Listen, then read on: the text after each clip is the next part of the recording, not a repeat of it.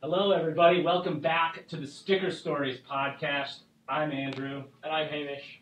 And thank you for returning with us once again for our monthly installation where we talk stickers, marketing, and all sorts of fun technology. Today, we have two very special guests. We're going to talk about great beers, great balls, breaking world records, and marketing with stickers. We have a special guest. We have Ted Risk from Wibby Brewing here to talk about how they got started as a business and how they promote their brewery. But let's kick it off right now. Top of mind, Hamish, take it away.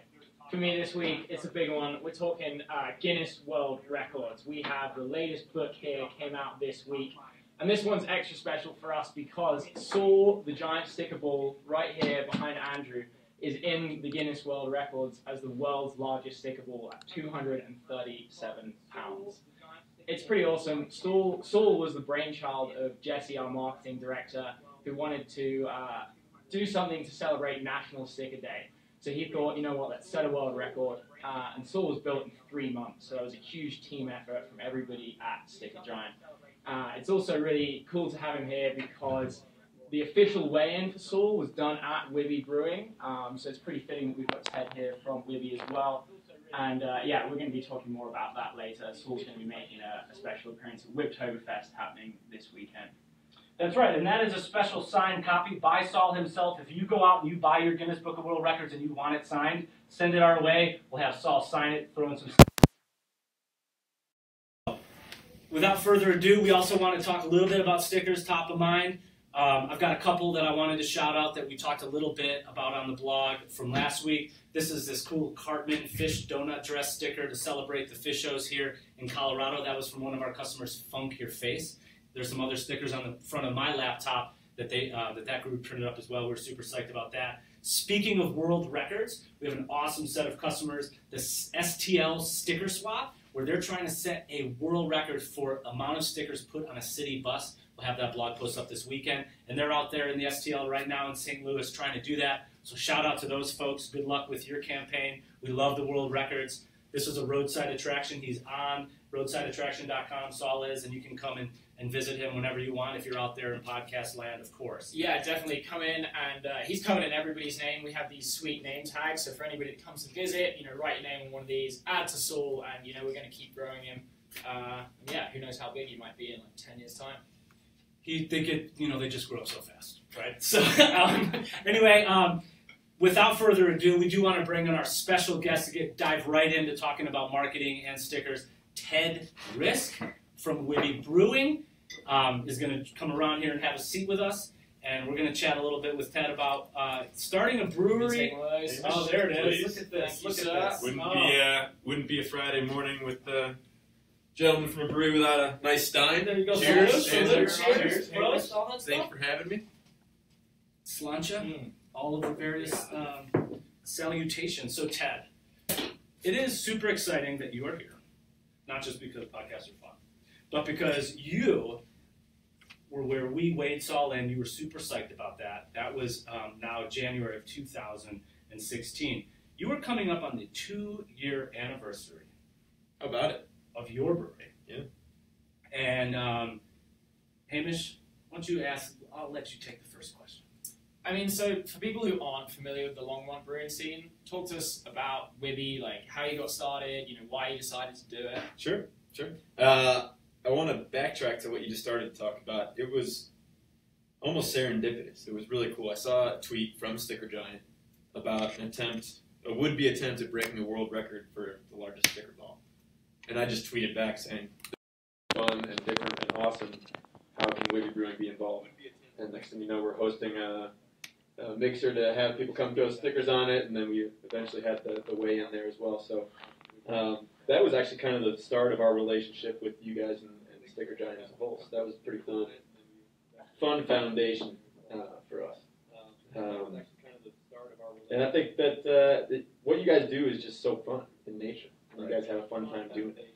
And I'm not saying that because you let me hand you a beer to start the podcast. I mean, you guys, this office has some vibrancy to it that is really, really cool. So I applaud you guys. Well, we appreciate that, and obviously we've had our founder, John Fisher, on here and talked a lot about culture, and we'll talk more about culture down the road when we talk more about businesses. But speaking of businesses, though, for you all, you know, you've got a cool little location sort of in the south end of Old Town here in Longmont.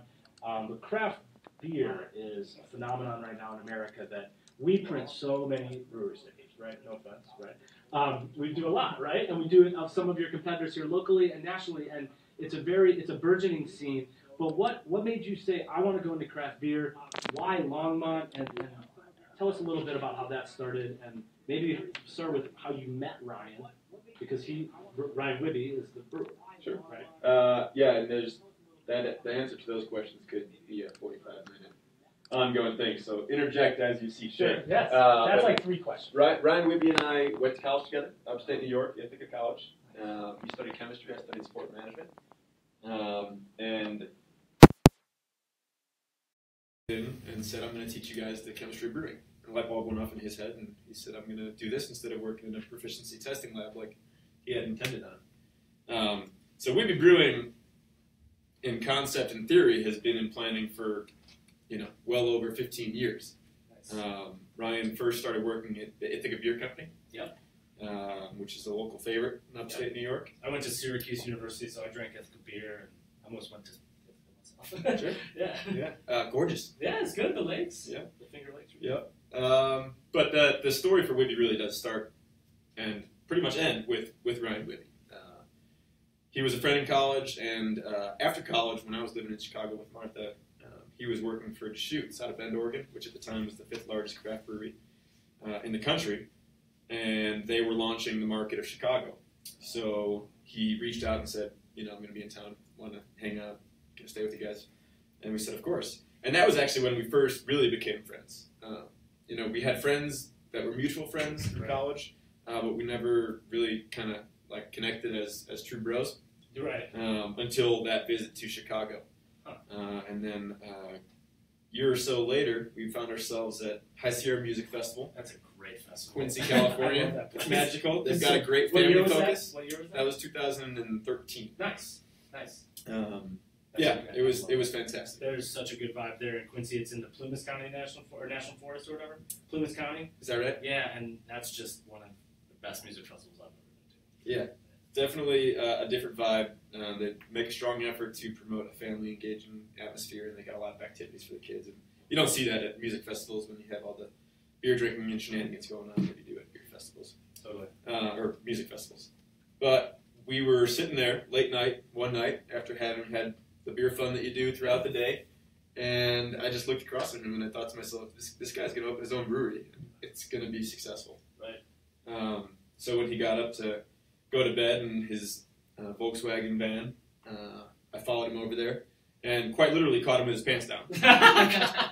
And I said, when are you going to start your own brewery? True stories here. And he looked up and he half laughed, said, should I put my pants back on? This is a decision to be made while wearing pants. So we started talking, and it was 2 or 3 in the morning, and next thing we know, before we even blinked, the sun's coming up, and we were excited, and we realized with his beer expertise and my experience in small business and sales and marketing, we might really have a combination that could be something to build on.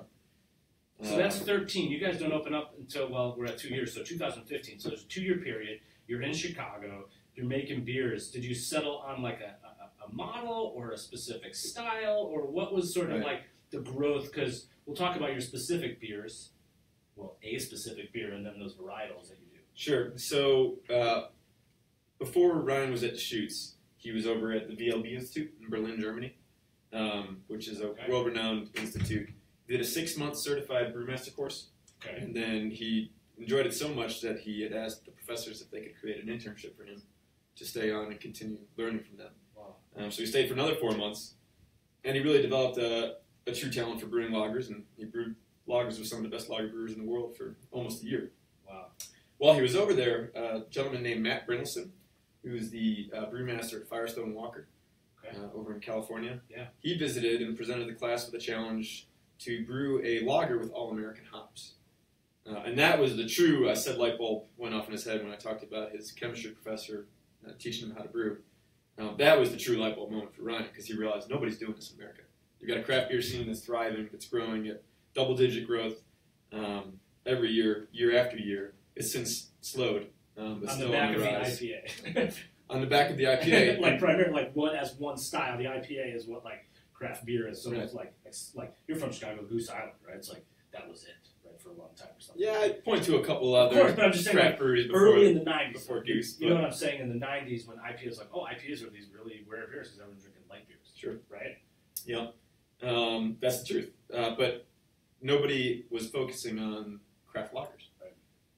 So Ryan saw that as an opportunity. Right. And he has the talent to brew lagers, which takes longer. In the world of beer, you have two families, ales and lagers. Okay. And the primary difference is the yeast that's used. So lager yeast responds to colder temperatures. So it takes longer for the interaction of the fermentation to happen, for the sugars to get turned into alcohol. And that's why you don't see a lot of craft breweries devoting their time and tank space and resources into making lager. Because of the length of time. Yeah. And how much longer is that? It's about twice as long, but it could be a whole lot longer. I mean, Left Hand Lager's their Oktoberfest for, I want to say, upwards of 4 months. They had a huge Whereas party. you It's a can- huge thing. Where you can turn an ale in 10 to 14 days. Oh, wow.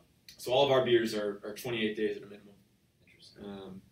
So that's why you decide on lagers, because of his history there. So how many lagers right now are on the line at the brewery? Today, 9. Nice. Yeah, we usually have between 8 and 10. But tomorrow, with the party that we'll talk about in a little bit, we are tapping a new beer every hour on the hour. So we'll actually have 15 beers on tap at the brewery for the first time ever. That's a big rack. I saw a picture there the other day. Like the first tap line was like, what, 6 taps or 4 taps? Or Yeah. small, and now it's, Yeah. however many you just said, 15. Yeah, about a month into opening, we realized it wasn't very efficient to stand behind each other waiting to pour beer, so we had to expand that tap wall very quickly. So you decide on a style. How do you decide on Longmont, Colorado? It's a good story. So Ryan's from Boulder. He always wanted to open a brewery near home. And when we looked at different markets as we were developing on our business plan, we looked at other markets outside of the state, but it was more than likely going to be in Colorado and more than likely going to be in Boulder. And then things started to add up in terms of it making sense to do it in Boulder, Colorado being the mecca of craft beer in a lot of people's opinion, and us doing something that's completely differentiated and only making lagers. We thought that was a perfect way to enter what some people call a saturated market, but we call a really exciting market. Totally. So we were looking at Boulder, we were looking at real estate, and the gentleman that we were working with, Tanner Mason, he said, you really got to look at Longmont. We said, okay, Ryan grew up in Boulder, and Longmont has always kind of been like the younger sister to Boulder. Absolutely. Which is how I first learned of Longmont. It's just kind of the afterthought to Boulder. Yeah.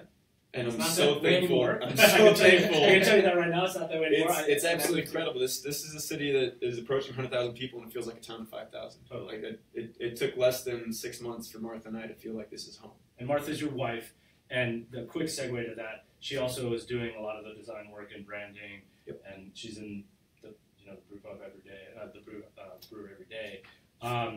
So you decide on Longmont, you decide on the property. Well, so sorry to cut you off. That's okay, no, because I want to keep the thread going. We did decide we needed to look at Longmont. Right. And then Ryan visited. Martha and I were still out in Chicago, and Ryan had moved back to Boulder to start looking for spaces. And he visited Longmont, and he found our now place of business, and he fell in love with it. He called me one day, and he's like, "You got to get on a plane. Get out of here." And I was like, "What are you talking about?" He's like, I found a place. We've got our spot. Right. I was like, what? So we're in Boulder. He's like, no, it's Longmont. Right. I was like, what are you talking about? Right. He's like, your mind was in one spot. Yeah, and he just started talking about the overhead doors and how we can convert those and have this wide open space and the 20-foot ceilings and easy access for distribution, and he was excited in a way that I hadn't heard in a long time. That location, I've only lived in Longmont now since 2003, basically. But that would, across the street was the big Butterball Turkey plant, and there was ancillary buildings, and there's this cool shed, and right by the police station, and right downtown. So there's kind of a lot of things going on. They've since raised the factory that. If they ever put an apartment there, that's going to be amazing for you guys. Right. So when and if that happens. All of that was information that we didn't have yet. Right. So we were just excited about the building. Right. And so I got on a plane, came out, we saw the site, Ryan for the second time, obviously, and it was real. Thinking about that. I mean, it's fun to think about because the origin story. 2 years feels like 20 years sometimes, and this was 3 years ago now, but it's cool that tomorrow's the anniversary party. But so we did the visit, and then we met with two people, David Starnes from the city of Longmont, and Kimberly McKee, the executive director of the Downtown Development Authority. Sure. And we left the space before meeting those two for lunch over at the Cheese Importers, feeling great about the space. Right. And then we met those two and learned about the redevelopment efforts that we're in planning for the area that we're looking at. Yeah. And learned more about everything that was already happening in the downtown area from Kimberly, and it was cemented. This is we're here. Yeah. Which almost was a curse because we fell in love, and the classic tale of don't fall in love with a property, because sometimes you handcuff yourself. But we were eventually able to make it work to get that place. And so how did that work?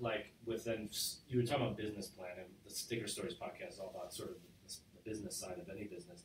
How did you go about developing that business plan and figuring out financing, funding, and all that? It was a process. We spent about a year putting together a business plan. I had learned some things in school because the sport management degree was a pretty strong business-oriented degree.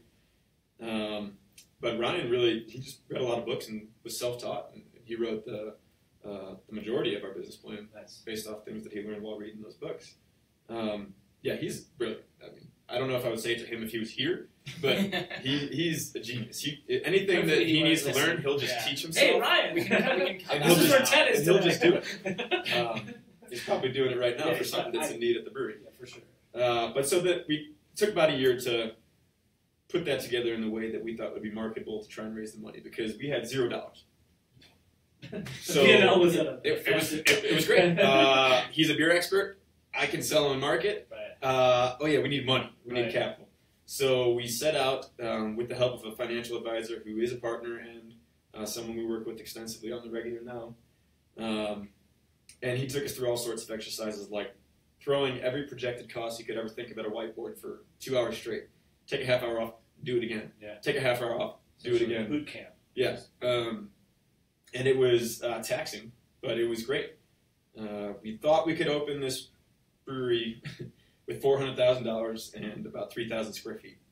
We ended up raising $1.58 million, and our space is 8,300 square feet. There you go.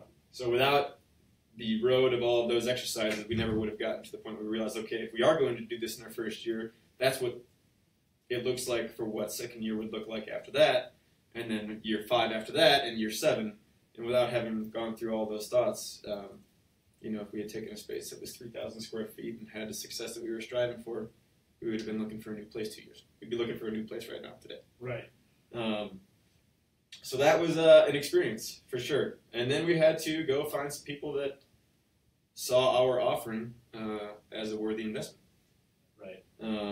Which was a challenge in itself. So about $600,000 was raised through our network of friends and family.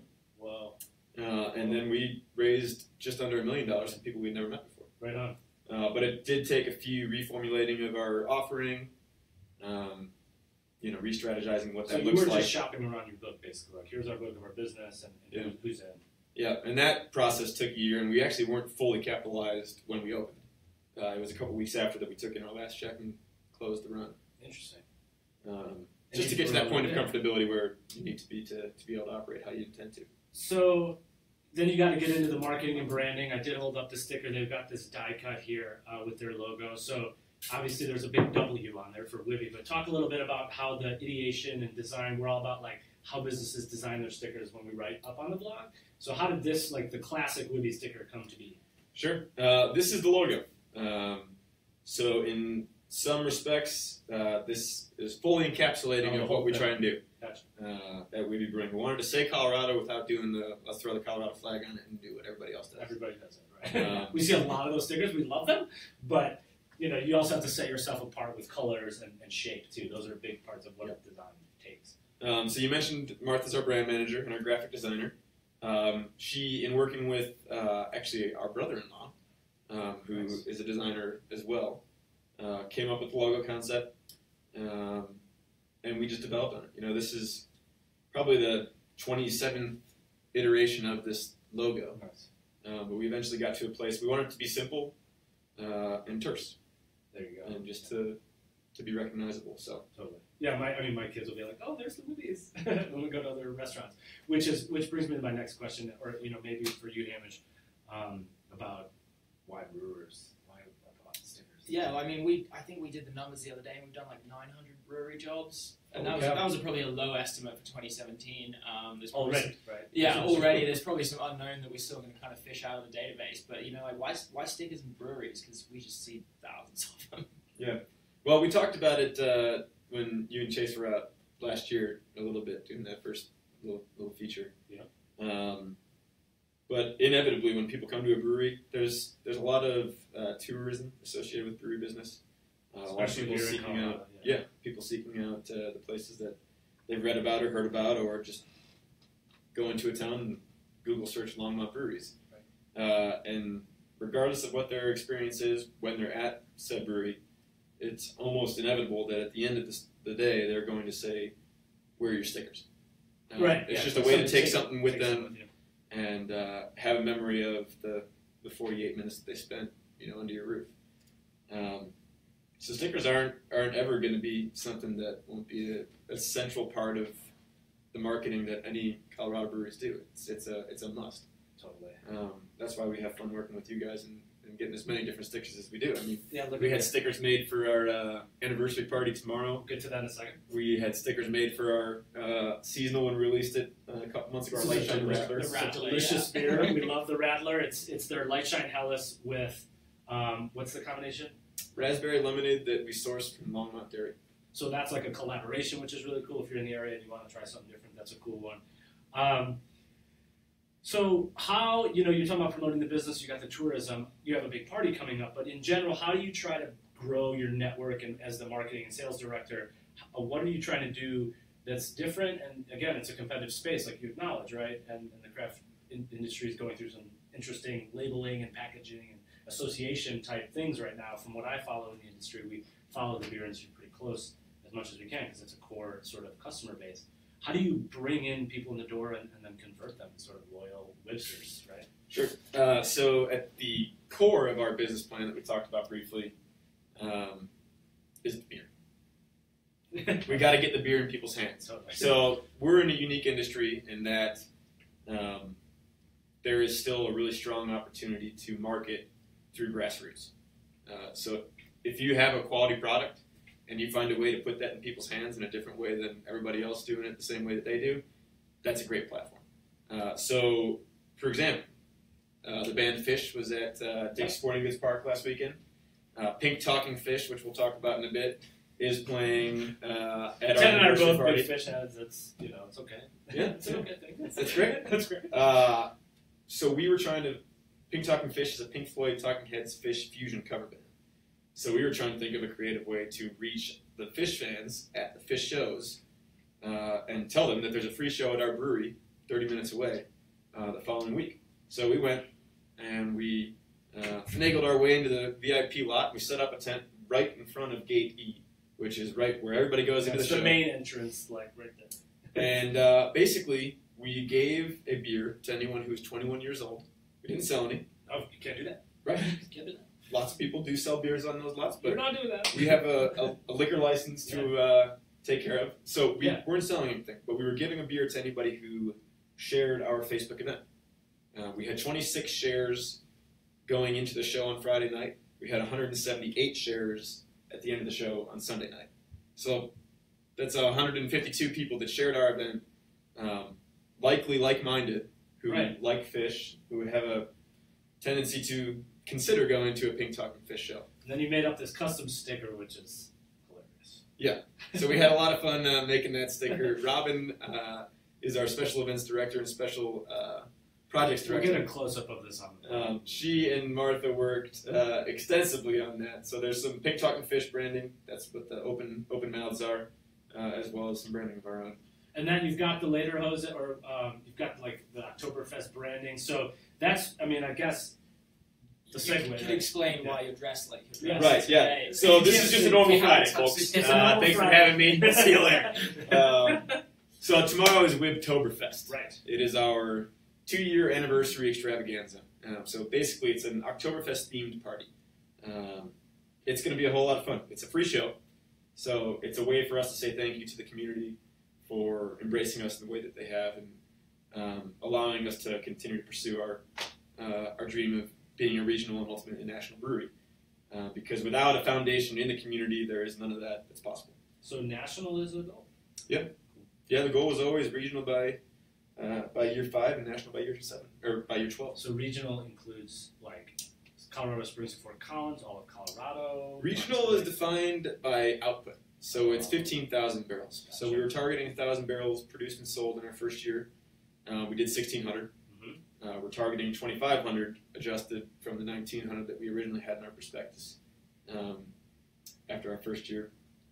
And we're well ahead of pace for year 2. So it's great. Gotcha. Calendar year, fiscal 2017 anyway. Tomorrow's going to be a lot of fun. So we've got 4 different bands playing. And the whole aim is to be able to do this and always make it free, to continue to say thank you. But to do the things that we want to do, I mean, it's a big party, you know. So we're really hoping that people do come out and have some fun and enjoy the free show.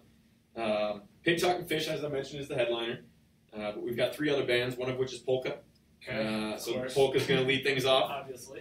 They're going to play between every band. Some papa. You know, we're going to do a yodeling contest. We have a mustache contest. This is not normal. I was going to say, is this training? If you think it looks normal, God bless you. Yeah, right. I laugh when I look in the mirror. Yes. But we're doing a lot of German Oktoberfest themed things. And then food. Stein holding competition. We've There got you 4 go. different food vendors. Nice. So, if you had any advice, you know, there might be someone. If anyone has any questions out there on the line, if you had a question for Ted about running or starting a brewery, or about anything we've talked about so far, we've mostly been talking about beer. Cheers. If you had to give any advice to someone who was where you were 5 years ago, right? What would you sort of present to them as like things to keep in mind if you wanted to start a brewery? If you are a talented brewer, go for it. If you think that there's money in beer, so you want to learn how to brew and sell it, don't. Okay. Because there are a lot of people who enter this industry with that in mind, and it's not that. Right. You know, it's a lot of work, and if you don't have the passion for it, those long weeks are not going to feel right at the end of it. Because the next long week just starts 6 hours later. Right. So you can get wet, you're going to get hot, tanks, you're washing tanks, you're climbing around. Well, I mean, I have the best job in the world because Brian and the production team do all of the serious, hard labor. Right. But that's true. I mean, you better like cleaning too if you're going to start. Right. Right. But outside of the brewing world, you know, if you have something that you want to go for, I'd say do it. Just commit to yourself that it's going to take a work week, every work week, longer than you could ever anticipate. And you don't know what a 95-hour work week feels like until you've done 3 of them in a row. Right. It's just the truth of the matter. Right. And if you wake up smiling and go to bed smiling, then you're fine. Then none of that matters. But make sure that you do acknowledge that before you dive right in. Yeah, but you want to take this last question? I mean, finally, just to wrap it up then, like, if you could sum up Wibby in 1 sentence, what would it be? Lager love. That works. 2 2 words. 2 words. Yeah. Period. Yeah. Because it's all encompassing. It encompasses the passion. It encompasses our point of differentiation, and it encompasses the community. Yeah, you've got your sticker ball shirt on. You know? From the other year. So, man, that's a lot. We talked about running a small business, how you do that, making beer, different kinds of beer. Specifically, we're talking lagers. What else did we talk about, just so that we all know what we're talking about? Your show and your party, of course. One thing we didn't talk about is our team over at Wibby. There you go. You guys know a lot about a growing business and needing the right people to come on board. We are blessed. We have such an incredibly talented group of people that are so excited to contribute in different ways. And we're learning new ways that everybody can and wants to contribute daily. It's just it's a pretty special thing. So without the 19 people that do come to work smiling at Wibby, every day wouldn't be possible. So it's something that I remind myself of when it's a longer or difficult day. Most of them are great days. Right. Sometimes when you have a challenging one, thinking about the people that are coming to work every day and the fact that they're doing it and they're happy to do it is what makes me turn a smile on my face. So we're hoping that those of you who are all around the country will have a chance to pick up a can of Wibby in the next few years, hopefully on a shelf near you. If you are in the region, definitely come on up to Longmont. We have a really cool thing called the Brew Trolley, which will take you to Wibby and all the other places in the area, which is kind of nice. They drive you around. It's kind of a cool little thing we got here. And it's very walkable to downtown Longmont, and you can just sample the many things that are happening here. Any other parting words for our friends out there in podcast land? Well, we talked about marketing, went straight to grassroots, but we do some of the other things that are more along what you would think of immediately when you think of marketing. We do everything on social as frequently as we can. We've got targeted audiences that we market to on Facebook and Twitter and Instagram. We do some print advertising. So we do supplement our grassroots efforts with some of the things that you need to do, because to get your message out to people that have never heard, you need to try different avenues as well. So that does remind me, the Great American Beer Fest is coming up. You are obviously going to be a part of that too, right? So if you do, many thousands of people travel to Denver and Colorado for that event, and you will find the beer on tap, of course, at the show. Right? What did you enter for this year? Into competition, we enter our Lightshine Helles, which is what we're enjoying. It's our flagship lager, very traditional German style. We entered our Moondor Dunkel, which is a dark lager that we brew with baker's chocolate. That's one of the beers. So our beer concept, we start with the traditions of German style lager brewing, and then put the American craft twist on it through creative ingredients. And that is an example of one that doesn't adhere to the Reinheitsgebot, the German purity law, because we add chocolate to it. So that'd be a no-no, but it's a yes. Right. Your customers. Exactly. So people love that beer for sure. Oh, yeah. Those are both year-round beers. And our third year-round beer is our Wibby IPL. It's an IPA-style lager. Okay. It's made with 5 different American hops and all German malt. So we entered that one as well. And then our Double Dunkel. You can enter 4 beers into competition. The Double Dunkel is similar to the Moondor, but we use twice as much chocolate malt. So it's 7.5% instead of 5.5%. And then we lager it on Madagascar vanilla beans for 3 weeks. Oh, wow. So that's a fan favorite for sure. We get some hate mails when it comes offline because it's a seasonal. So we also entered a Doppelbock into the Pro-Am competition. So our brewing team went to a local homebrewers competition and met some of the brewers and connected with one and invited them to brew with us over at Wibby. Pro and amateur, obviously. Sorry. Yep. Yeah, it's my bad. No, I probably should have spelled that out more. But we did a Doppelbock, and it's really, really delicious. So those will be on tap at GABF for all those craft beer aficionados out there.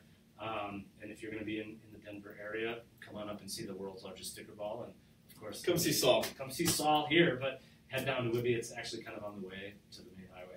Yeah. So we don't deliver or sell down in Denver yet. We're going to be opening that market in the spring. Just at on tap at the show. Right. Yeah. But in conjunction with GABF, since we'll be down there all week talking to people about our beer, we have partnered with 6 different bars and restaurants and 8 different liquor stores for a one-time drop the week prior, so that we can have. So there's some marketing there, right? That's like sort of guerrilla style, like get out in front of the customer even ahead of. Right. So when they say where can we find you, we don't have to say you can't in Denver. Yeah. We can say you can find us here. It'll be gone in a week, but we'll be back in the spring full time. Scarcity then is almost like a marketing tactic too, right? And in many ways, beer, especially seasonal, and you're like one-offs that you have, and that's all about scarcity. And if it leaves, you're down luck for that time period, right? So that's what some of the beers that are being released tomorrow are. We saved one keg of a lot of the beers we made over the last 4 months. So some special beers for the Wibtoberfest that's happening here in Longmont at Wibby Brewing. There will be free music. There will be lots of activities. There will be this man dressed this way, right? Pouring beers for all the people. Yeah. And the whole team there will be brewing. We want to, obviously, we've enjoyed our partnership. We'll keep it going. We'll keep the love for Saul there for sure. We'll let you go. You probably got to go sell some beer, I bet.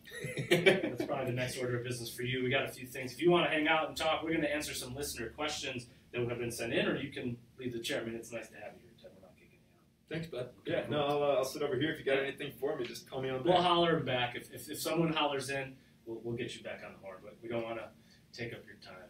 Thanks so much. Thanks, Hamish. Appreciate you guys. Yes, sir. I You really bet. do. Absolutely. So that is our special guest. Also, our other special guest, Saul, is still here, and he's hanging out, doing his thing, doing his Saul the Sticker Ball thing. We had some questions that were sent in. We have a form on our site. So thank you to everybody who got in touch with us after the last show and submitting their sticker stories. We're currently working through those. We've been reaching out to you, and we're trying to get new guests in. We'll dial you in if you want to fly to Longmont. Come on over. But in general, if you want to do that, you could go to our stickergiant.com/podcast page, right? And there's a form on there that you can submit. But Hamish, I'm going to throw this to you now for the listener questions. Yeah, I mean, just to reiterate what Andrew said, we want to say thanks to everybody that submitted to tell their sticker story and possibly come on the show. Due to lots of submissions, we can't always get to everybody, but we want to try and answer some of those questions that came up, to make sure that we're kind of giving the people what they want. And the first one we had was, this was from Peter, at peterdehart@makemade.com, and he wanted to know how we balance time and profit when we get artwork that isn't ready to print. That's a really good question because, one of our core values here is fast at Sticker Giant. That's really important. But then the next one is quality. So we have a 3-person art team that touches every single piece of artwork that's submitted. These 3 people back there touch almost 2,000 pieces of art during a time period of a week. And they make sure that if someone has a quote request or they're checking it out, or they, if they send a cool sticker like the Wibby Brewing sticker and it's not ready to go, what they're going to do is they're either going to ask them to resubmit and turn that around, or they'll say, hey, we have to touch this up, and this is what we'll do to do that for you. So I would say that we don't sacrifice quality for speed, but speed in our business right now, our turnaround is really important to us because a lot of times people have a big event like the Wibtoberfest, or they're going to the fish show and they want to get their fan art stickers out to their people, or they're doing the STL sticker swap and they're trying to break a world record, right? Got to get those stickers to them as fast as possible. Yeah, I'll hit the next one for Peter so you can answer it. He says, thank you, Peter, by the way, this is great. I don't know if you're out there listening, but thank you. What is it like working with a wide variety of clientele? We talked about breweries all day today, but in general, we have thousands. Yeah, I mean, that was the real takeaway from this is, we just work with thousands of different industries. Breweries are a big one, but, I mean, where do you even start? We do breweries, we do... bakeries, labeling, promotional stickers, schools, it's back to school. Yeah, ice cream shops, universities, professional sports teams. It's kind of crazy, but I actually put this to Maddie, one of our customer service reps, because she's the person on the front line actually, talking to customers and, making sure their orders are right. And I think one of her take-homes was it's awesome how versatile our stickers are. She has to ask as many different questions as possible to make sure that our customers understand the products. Right. We see these stickers every single day. We know exactly what they do. But actually, if you're starting a new business and you don't know whether you want a sticker or you want a label, it might need to be heat-proof.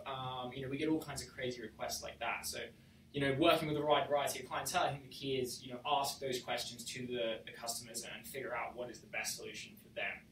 And, on the flip side of that, that's probably one of the challenges, but one of the cool things that she said was, some of her favorite Etsy brands she's discovered from working here. Right. And, that's kind of super cool that we get to find new brands that we wouldn't necessarily have heard about unless we kind of saw their stickers. We love those sticker stories, right? That's what this whole podcast is about. So thank you, Peter, for those questions. And we like to, like Ted was saying with Wibby, we like to help those businesses launch. and this is cool as well, just to tie in what Ted was saying about social media. We've got another Pete at Panini Pete's has asked, how has social media changed our business? Well, Sticker Giant was based on John Fisher, the founder, and his blog, and talking about stickers and really telling a lot of stories from the very beginning, and blogs as like a focus of the strategy to start, right? But now there's so many more platforms, there's so many more live options. We're live on Facebook right now, right? And with Facebook being what it is, organic traffic is going down, and that's almost like 2% of our reach. So Pete at Panini Pete's, you're probably aware of a paid strategy for Facebook reaching them effectively. And there's two sides to this, right? So there's organic and there's paid traffic. And I'm working on our content, doing storytelling, social media, getting stuff on LinkedIn, Twitter, Pinterest, Google My Business, Instagram, Snapchat, every single day. Medium. We use every platform that's available to us. And we're always taking pictures throughout the shop all day long. And we boost those a little bit with a little bit of spend here behind that.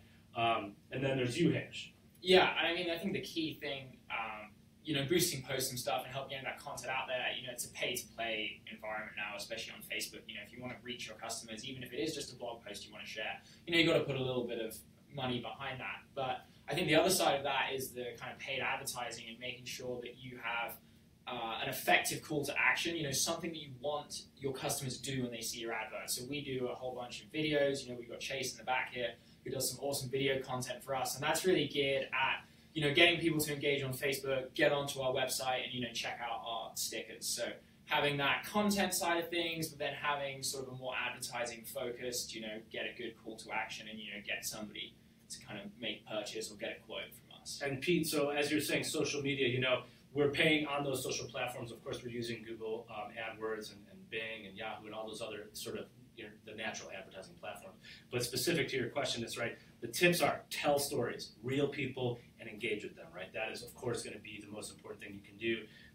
And don't go chasing, pick one number, right? And you can then go from there. So that is most of the questions we've got for this round, and we'll get some more next time, right? So we've got the form up on our page at stickergiant.com/podcast. And we'd love to hear from you. Please holler at us. We'll get in touch.